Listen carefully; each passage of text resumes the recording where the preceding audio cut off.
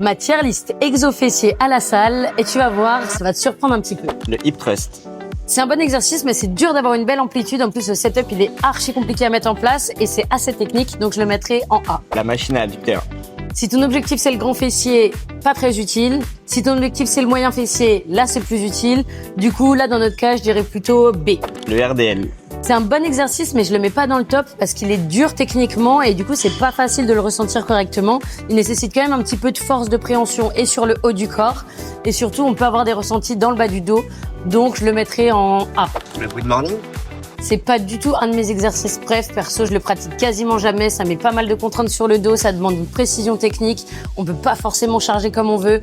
Donc, je le mettrai tout en bas en C. Le step up.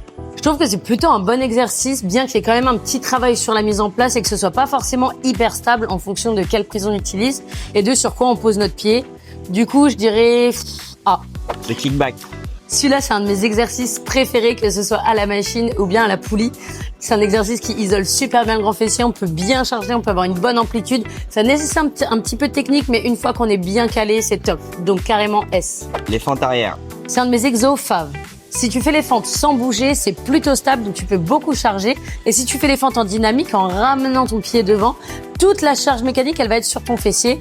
Et du coup, sensation au top et résultat tout pareil, donc S.